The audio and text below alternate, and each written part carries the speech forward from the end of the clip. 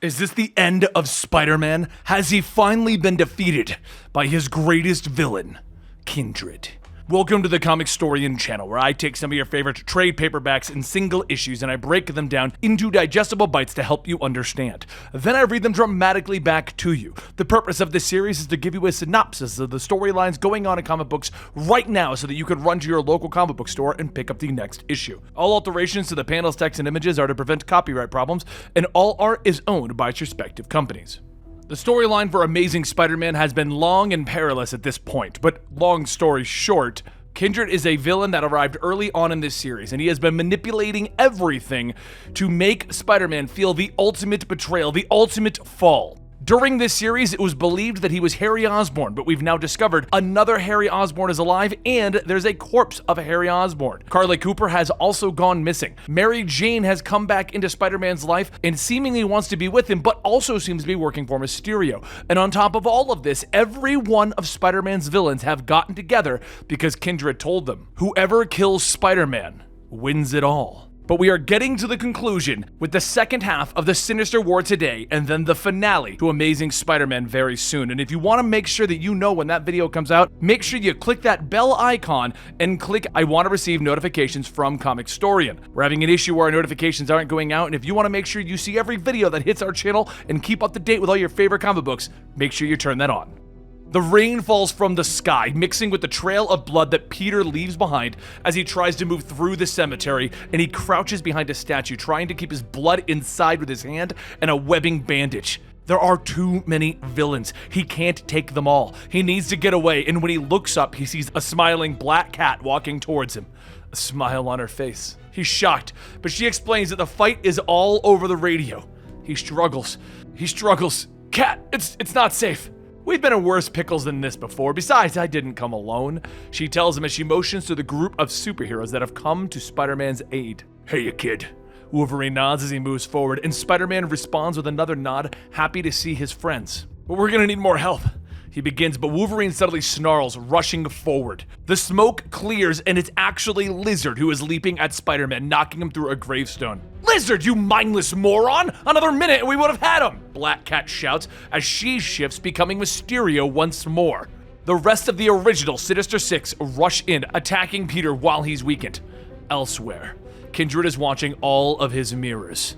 He is watching the entire event, but he isn't done. From his grave, a hand punches through the dirt, and the Sin Eater rises once more. Spider-Man managed to kick Lizard away and jump to his feet, but he's too slow, getting hit by the rest of the Sinister Six. And with Kraven drawing more blood, he manages to leap away, shooting his webs and swinging, but he's stopped by Doc Ock's tentacles.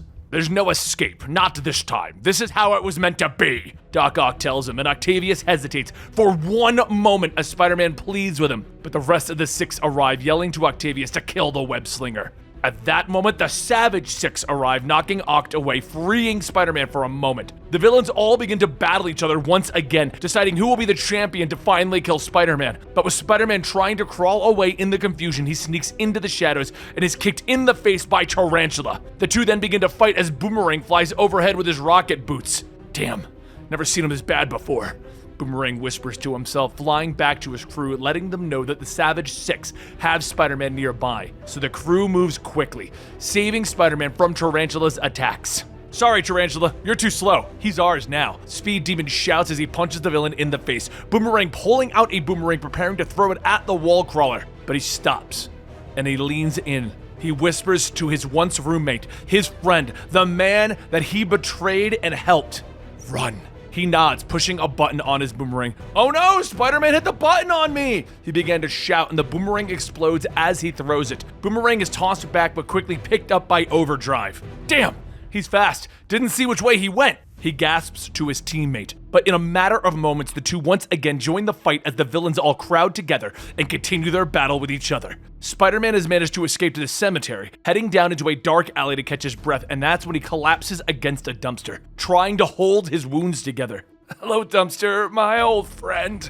He gasps to himself, and then he looks up to see Sin Eater and another group of villains, powered by their original sins. Spider-Man, don't you know there is no hiding from your sins? Spider-Man has no choice. He turns, fleeing, shooting a web, leaping off into the rain. But the rest of the power villains rush after him. Deep cuts, whirlwind, living laser, gray gargoyle. The villains that Spider-Man has pretty much forgotten that he ever fought. He shoots his webbing, managing to tackle whirlwind, sending him into the other villains. But the Sin Eater cracks him in the back of the head from behind, knocking him to the ground. The undead villain snarls at him, blaming Spider-Man for him being ripped out of hell, where he could pay penance for his sins. All because you couldn't face your own sins, Sin Eater snarls, but the villain readies his shotgun, promising to take Spidey back with him so that they can pay penance together. But Spider-Man shoots a web, hitting the end of the barrel, and when Sin Eater pulls the trigger, the gun explodes in his hands. The monster is launched away, shocked that his hands have been blown off. The rest of the villains catching up, continuing their ongoing brawl as Spider-Man tries to leap away. He tries to get them clear of civilians, but as he hides in the shadows of a construction building, he doesn't realize that Sin Eater brought Morlun, the vampire smiling as he senses Peter. This way, he hisses at the others, and they leap towards the spider. And in a matter of moments, the villains surround him again, with Spider-Man once again fighting for his life. There is no end to this. Morlun grabs Spider-Man, beginning to drain the life force out of him, but Boomerang shouts for his friend, leaping into the battle, knocking him away. Spider-Man, please, run! He shouts again, saving his former roommate. But Morlun grabs him by the throat, draining the life out of him, tossing Boomerang's useless, lifeless body away. Peter looks down at his friend. Fred! Anger suddenly wells up in him as he launches himself at Morlun. You killed him! He screams, knocking the life force vampire away. Adrenaline and anger surging through his body as he pushes himself past the pain, past the exhaustion. He pulls down scaffolding on the villains, leaping into the air, kicking Jack-O-Lantern in the gut, knocking him out of the sky. He whirls, punching Morlun again as the villains continue their battle. But it's not enough as Spider-Man begins to falter. The villains begin to pile on top of him, blow after blow, bringing him down. And Octavius hits a button. Pain leaps through the mind of the gathering villains, and they all drop to their knees, Kindred bellowing in rage as he watches the villains fall. Oct, what'd you do? He questions, and Octavius looks at him with anger. I threw off Kindred's chains. Otto Octavius is no slave to anyone. He quickly explains to Peter that Kindred's centipede controls everyone, and how he used the antenna from Black Ant's helmet to rework this signal, causing the centipedes to explode. Not elegant, but I did what I had to do with the time that I had. He explains that he did this because Kindred backed out of their deal. With that, Spider-Man makes himself scarce. Meanwhile, at Mephisto's casino, the ball lands in the wrong spot and he frowns at Doctor Strange, who is still standing behind him. Well, that's a disappointment. All those meaty souls wrenched from my grasp. I guess the house does lose sometimes. And Spider-Man? Doctor Strange asks as Mephisto moves away. The demon merely waves his hand over his shoulder. He survived. He's walking away from the fight where the odds were devastatingly stacked against him. Perhaps he should celebrate his small victories, but I have a feeling that a big loss is imminent. Time passes, and Spider-Man limps forward, finding himself outside of the mausoleum. He looks up into the darkness, seeing Kindred. The monster moves away, and Peter follows. They go through a hall of mirrors, and they find one with a large cloth pulled over it. Spider-Man pulls it down, and memories begin to flood his mind as a door creaks open. Meanwhile, MJ is still with Kindred, who is finally revealing to her his true face. Gwen Stacy. And back with Norman in his lab, where he found out that he had made a deal with the devil long ago. He's shocked as Harry reveals the twin test tube fetuses of Stacy and Gabriel, his half-siblings. Don't you remember them, Dad? The video of Harry asks. What have you done? Norman demands, but the AI of Harry just smiles. That's what I've been dying to tell you, Dad. Harry reveals that years ago he drank the Green Goblin serum, and it was then that he came up with the perfect plan to get back at Spider-Man. He had the help from Chameleon, who helped him design LMDs of Richard and Mary Parker, Peter's parents. But that wasn't all. Harry also enlisted the aid of Mysterio and Mendel Sturm to trick Norman into believing that he had a relationship with Gwen Stacy. He never really did.